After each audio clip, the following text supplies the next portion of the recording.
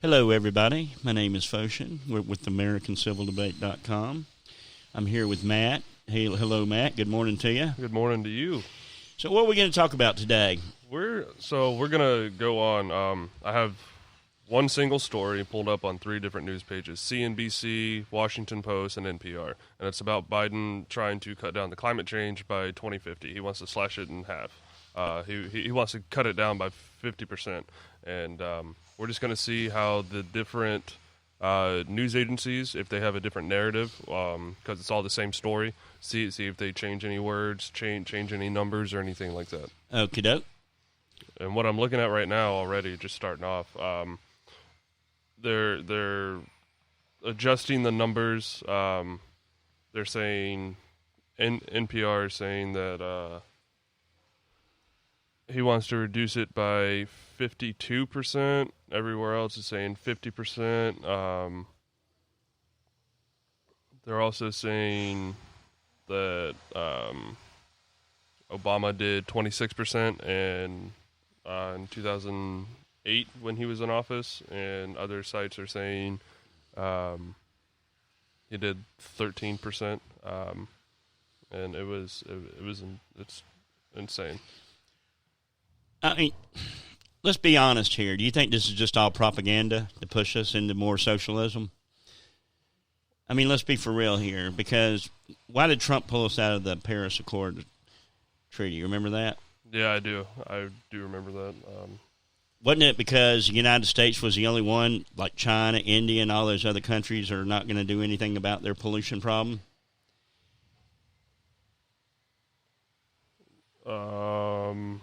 Sorry, hang on. So, yeah, he on June 1st, 2017, he announced that the U.S. would cease all participation in the 2015 Paris Agreement for the climate mitigation, contending that the agreement would undermine the U.S. economy and put the U.S. at a permanent disadvantage, is what he was saying. And that's Trump, correct? Yes, that was Trump. And then Biden just joined back in. Let me ask you this. Do you think the American people want to be back into that? Do you think they really care about that? Most average American blue-collar workers that are sitting there going to work every day, driving in a car, having to go to work, and then having to drive home, sit in traffic, you think those people really care about the Paris Accord? I don't feel necessarily a lot of people care about it, but I know there's a good majority of people who care about the climate change, and I mean we're already noticing effects here. The winters are warmer, the summers are warmer, and everything like that. But isn't that El Nino too? And you got the African safari dust that comes through every once in a while. Yeah. Okay, so I mean we definitely need to take a kind of a step back and see how we can do things better. But there's also, it's not just cutting down on jobs and everything like that, or shutting down factories that aren't complying with certain things. It's you give them another way to do something, to run either on natural gas or to try and do another. Well, let me ask you this: you're 23 years old, correct? Yeah. When you're going through high school, what were high schools teaching you about climate control and climate change? That back in the 50s, everybody just fucked up with using the CFCs and ripping holes in the ozone layer and everything like that. That's what they taught you. Yeah. And people throwing trash out. Really, just not. Well, I want to go to this. I mean, you're at Publix, Walmart, whatever. Do you go and put your cart back, or do you just leave it right next to your car and leave? I take it back.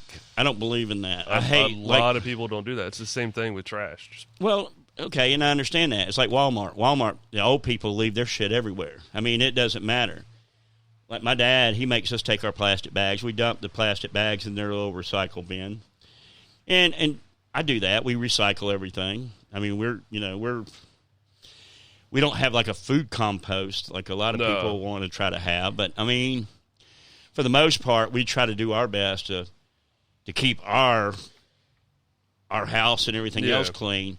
I mean, I think it starts at home with a lot of different people. I mean, if you're driving a gas guzzler and you're sitting there in traffic and you're burning like a lot of trucks out there, you're getting what, 13 to 14 miles per gallon. And those people are bitching about the gas prices going up. Well, you know what? Then get a smaller car. Yeah. Well, also, it's because of the pipeline that Biden forced out. You think that's part of the climate control or climate? I don't know if it would be part of that, but that's a main culprit of why the gas prices are rising and why they're so high now. So explain the climate, the Paris Accord. What is that, anyways, if you don't mind? Let me pull it back up. Sorry. Yeah. So in accordance, where's it at? I mean, a lot of people think it's a way to push socialism in, and when you pull it up, let's just see what's good and what's bad about it. I mean, because if there's a lot of bad about it, then that's, you know what I mean? It's like you got a lot of Republicans saying, oh, they're pushing socialism in, and a lot of Democrats are saying, well, you don't care about the planet, you don't care about, your children's children and all that stuff. But I mean, aren't they indebting our society? Aren't they indebting all of our kids? Yeah. Okay, so what is the Paris Climate Control? So it's basically it's a binding treaty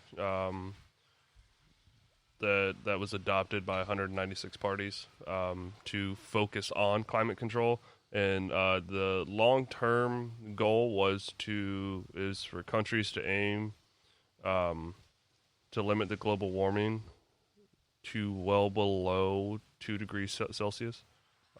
So they're just trying to limit as much greenhouse gases and everything like that to achieve a neutral climate.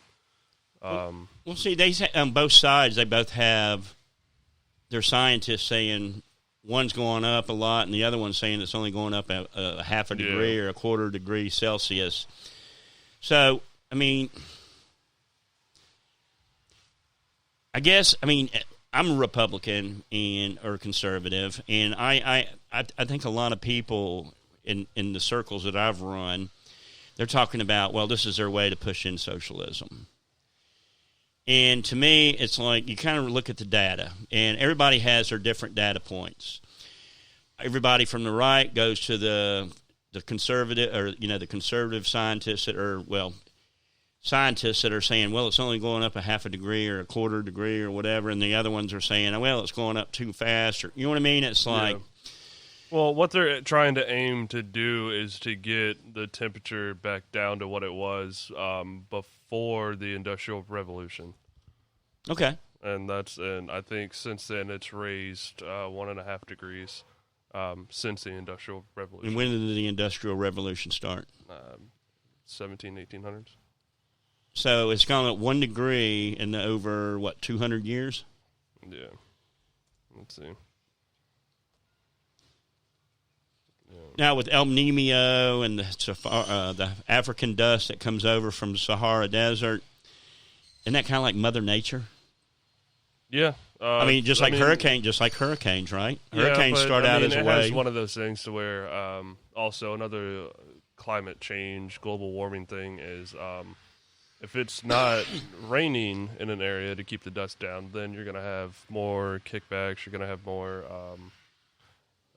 dust coming everywhere, just like when a volcano erupts and ash goes everywhere. And it's just, you need rain to keep it down. You need but water. Isn't that Mother Nature, though? To some aspect, yeah. Okay. And then it also has an effect on the clouds and everything like that. Okay, so I don't know. I think a lot of people look at one side and the other side looks at the other, and they're going socialism, and the other one's going save our kids and our planet. Yeah, and they all have different narratives to fit, and it's one of those things. You got the people who are, but there's no even ground. No, nobody wants to come. Nobody wants to come to. They don't want to come together and try to find a compromise with each other. You know what I mean? I think that's the worst part. I think that's what parties are doing right now. I mean, if you look in the United States, both parties, the parties they're horrible because one's pushing one side, one's pushing the other, and all they're doing is dividing America. And most average Americans that I know, they could care less a lot about that. They can care less a lot about, you know what I mean? It's like, all I'm trying to do is live my life. Leave me alone. Sorry, everybody, that's an airplane. Let's go to the next news story. Remember, you're talking about news stories. So there is a social justice group that is suing DeSantis for his new anti-riot law. Okay, explain that to everybody if you don't mind. So what's the bill? What the DeSantis pushed for the bill, and is what it is for is to have a harsher penalty on participants in a violent protest. Not saying any protest, just a violent protest. And so why are they suing them? Because they are saying that it is a impeachment on their rights, on the freedom of speech and everything like that. You mean so they can't go burn down buildings and stuff like that? So that's their freedom of speech, or breaking into a Foot Locker or something like that and stealing a bunch of Nikes, or a Best Buy to steal TVs and stuff like that. Exactly. It doesn't make any sense to me. Isn't that pathetic? It's not going to bother you if you're not violent. So what does it matter? And seeing, I understand that, but like, I don't think Fort Myers or Cape Coral or Naples or any of those places have actually had rioting and looting. Have you heard of it? So they had a peaceful protest. I think on the Fort Myers courthouse a few months back, but it was there were no issues. Nobody got arrested. Everyone was peaceful. It was actually it was really cool to see, because at that point you do see that people can have a peaceful protest. Not everything is rioting and looting and. That just seems like it's in bigger cities, though, doesn't it? I mean, yeah, like Cape Coral and Fort Myers, they're getting bigger and bigger every day. I mean, we're having 10,000 people a month moving down here from New York, Massachusetts, Maine, New Jersey, Michigan, California. I mean, I'm actually starting to see a lot of cars from California here, and that's a scary thing right there because Florida's the new California. And all the liberal idiots are coming here, and they'll probably end up voting trying to get rid of DeSantis. Now, let me ask you this. I mean, here's something else. I was talking to a friend last night with Ron DeSantis. They're actually they're putting a bill for legalizing marijuana. In Florida? In Florida. Okay. So do you think that'd be a good idea? I mean, Colorado has made a lot of good tax money off of that, right? That's exactly what I was going to start saying is I believe that if you make something legal, you're going to have less pushback, you're going to have less crime rates and everything like that. So the way I feel about it, and it's just me, the way I feel about it, I feel like you should make marijuana legal. And other drugs that aren't hard drug, well, every drug's like almost a hard drug. It's one of those things to where you make it readily accessible for somebody to get, you're going to have less overdoses, less everything like that, and you can tax it and help build the roads again and basically just build your infrastructure.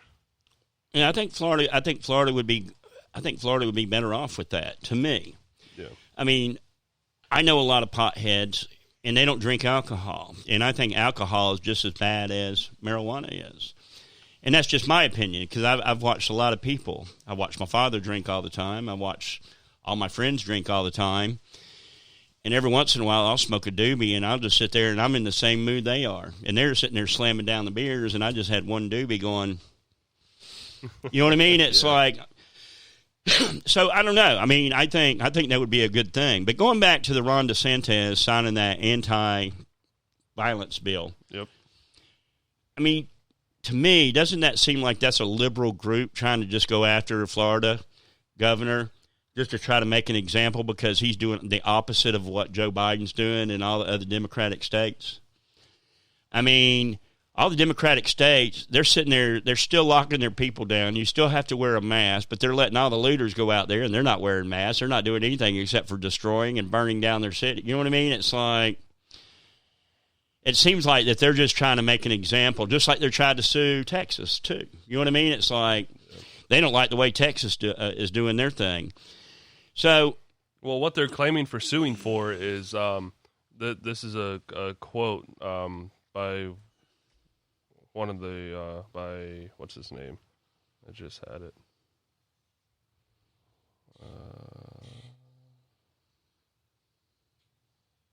Dang, I just had it. All right, but anyways, the purpose of these laws was nothing more than to attempt to silence the Black Lives Matter movement and other civil organizations by limiting the ability to protest.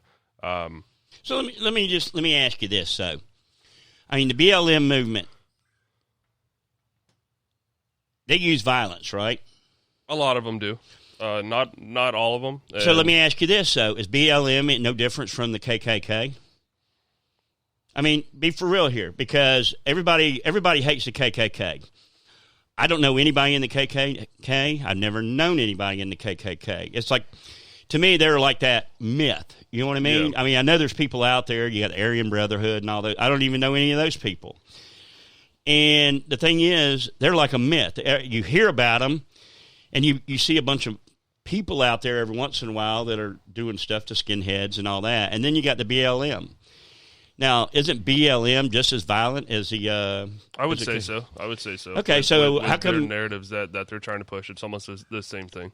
I mean, so and then now they're trying to say, okay, now they're going after like the KKK, which I don't blame them. If they're doing stupid things like that, then hey, go after them. If they're doing federally, if they're breaking the law federally, then go after them. Yeah. But if BLM's doing the same thing, then you got to call it out for what it is and not push. Oh, they're having peaceful protests, but they're out there burning down buildings. You hear gunshots. You hear all this stuff. And it just seems like the news, they prop them up to where now they're sitting there. It's a money-making machine, too. You know what I mean? Oh, yeah. It's one of those things. I mean, I have no problem with people protesting at all. Me neither. Go ahead, do it. But as soon as you start threatening other people's lives and everything or breaking shit, then it doesn't become a protest. You're breaking laws. You're going against what you're saying you're going for to protest. And that's not breaking the First Amendment right. No, not at all. You see what I'm saying? I mean, there's a difference between the first. Well, it changes between First Amendment. Your First Amendment rights is the freedom of speech. Most people out there, like the N-word for African Americans, a lot of people don't. You shouldn't say that in the first place because you're not trying. You should never ever. You should never use derogatory things towards other people. We're all human beings. I mean, they do it to us sometimes, and other people or white people do it to them. You know what I mean? But I think if people looked at each other, you know, instead of skin color, we're all the same. We bleed the same. We talk the same. I mean, some of us have Southern drawl. Some of us have that Northern drawl. Some of them have that English drawl. Some other have the Spanish drawl.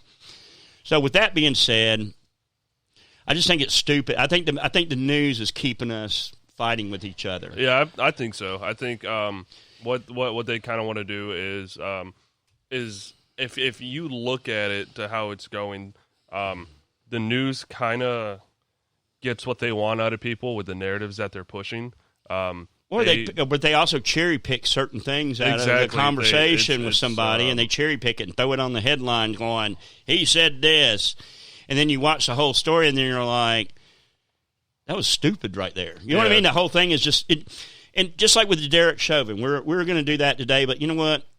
I'm over that right now. I don't care nothing about that. But I think, I want people to look at that picture with him kneeling on the guy's neck, and he has a smirk on his face. And to me, I think that's a reason that they gave him the guilty, except for three guilty verdicts were stupid because they're all doing the same thing, right? Yeah. I mean, do you think that was just to pacify so they wouldn't riot no more? I think so. I think it was one of those things to where people could look and be like, oh, okay, so we got our justice. He got three counts and everything like that. I think it was for the court system to look at it and be like, hey, like, here's what we're doing. Don't riot anymore. You know what I mean? Right. But the thing is, do you think, I mean, there's a lot of accounts for everything that's going on. He was on drugs, on fentanyl, blah, blah, blah. He had COVID. He died of COVID. But my thing is that smirk on his face when everybody's telling him to get up, and he you know what I mean? Yeah. I think that smirk is what got him. Mm-hmm. I think the smirk on his face when he's sitting there and he's like, I'm not getting up. You know what I mean? It's like, so I think that's the reason that Chauvin got all three verdicts, which I still am mystified about. All right, so what's the next news that we're going to go over? The next one we're going to go over is Pfizer identifies counterfeit COVID-19 vaccine in Mexico and Poland, and it warns of an increase in fraud. Who do you think who's manufacturing this stuff? I have no idea. China? It could be, or it could just be guys out of their basement trying to make a quick buck. Well, do you remember when ecstasy came out? When I was living in Atlanta, all the Georgia Tech engineers and chemists are up there. They were making ecstasy. So you just never know these days. That's why. Let me ask you this: have you taken the vaccine? No. Are you going to take the vaccine? Honestly, I haven't decided yet. See, I'm on that. I'm not going to take it. I'm just not going to take it. Everybody, I have a lot of friends that have, but why am I going to take a vaccine that I can still catch the virus from? Well, it's like, do you get a flu shot? I haven't had a flu shot in about 15 years. But you still got one, correct? Well, 15 years ago, yeah. It's almost the same thing. But I don't. It's just it. All right, so the way I look at it, and I'm playing devil's advocate here, just to get a rise out of you. If you look at it, the flu shot helps you with that strain of flu. The COVID shot will help you with that strain of COVID. And going back at it, looking at the history and everything like that, every disease is going to develop a new strain. It's going to get stronger. It's going to get weaker. It's going to change. And that's how I feel what it's going to be. But the main thing I'm looking at with the COVID shot is called herd immunity. If you go ahead, if you have 100 people, 70 of those people have the shot, you're gonna kind of help make the rest of those people healthy, those other 30 people healthy, because they're not being around all those people who have COVID once they actually figure out the vaccine. I still think it's too early to get it because they already said that a new strain was found in France. Well, you know what? In all those strains, what do they call it? What are they doing? They mutate, right? Mm-hmm. Well, it's just part of a SARS, isn't it? Isn't that what that is? A SARS. I mean, COVID's been around for a long time, like for ages. But now, so now the virus is mutating. Yep. So let me ask you this. Now, if you wanted to travel and they wanted you to have documentation for you to go to another country, do you think that's right or wrong? On a passport, you have to have that legal. I really don't travel much, so. No, I'm just asking. No, I mean, okay, but I get it. I think it's kind of wrong to do that. It's forcing somebody to get something. And what do you call that? It's called communism, isn't it? Yeah. I mean, that's like the government owns you. I mean, I think we've touched up about that. Let's go back to the Mexico virus real quick, or the Mexican in Poland getting false. Yeah. So it's counterfeit versions of Pfizer's COVID-19 vaccine has been identified in Mexico and Poland.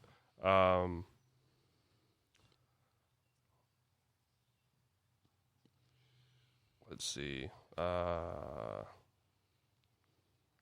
trying to figure out how they determined it, or how they figured out it was fake or anything like that. Okay, so there was an outside organization from the World Health Organization that was distributing. Excuse me. I was distributing the fake vaccine. And the U.S. federal authorities have seized at least 8 websites for posing as biotech companies offering both coronavirus treatments and vaccines. So let me ask you this real quick. Do you trust the World Health Organization, honestly? Not to a full extent. I do believe that they're there to try and help the better of everyone, but I still feel like they got to fit a narrative just like everybody else needs. Well, to let me fit ask a you narrative. this: do you think that they're pushing the narrative for everybody to get it, just like Dr. Fauci and all those other people? Yep. I mean, isn't that kind of like shoving that right down our throats? Oh yeah, without a doubt. All right, so let's wrap up these news stories, and let's wrap up real quick. What's your final thoughts on all this? Everyone has to fit a narrative, whether you like it or not. Everyone's trying to go with a narrative to either benefit them in some way, somehow, to make life easier for them. I just go back and saying, I just want to be left alone. I don't care about all these other things. I care about human beings. I care about what's going on in the world, but I don't care nothing about the virus because I haven't had the virus. Maybe I had the virus a long time ago. Maybe I had the antibodies. I don't know. With the anti-riot bill, I just think that's the stupidest thing in the world. I can't believe that we actually have a group suing to stop the state of Florida from letting people violently riot. Yeah. That's just so stupid. I mean, that's going to be my final thought. That's liberal and Democrat pushing the propaganda, and then the news agencies are helping them out, trying to say, well, they shouldn't be able to do that or Ron DeSantis shouldn't be able to do that when he's been elected duly twice, and now you got a bunch of morons moving down here from New York and everything else that want to change all that up. That's going to be my final thought. We're from Cape Coral, Florida. The weather's beautiful. You heard some noise in the background, but we're out on the Lanai, and we're right next to the water. It is so beautiful here. Please join us at AmericanCivilDebate.com, where there's no censorship. All you need is an email address to join and post whatever you want. No fact checkers. We let the people decide what's going to be. You know what I mean? Thank you for listening to us, and everybody have a wonderful Thursday afternoon.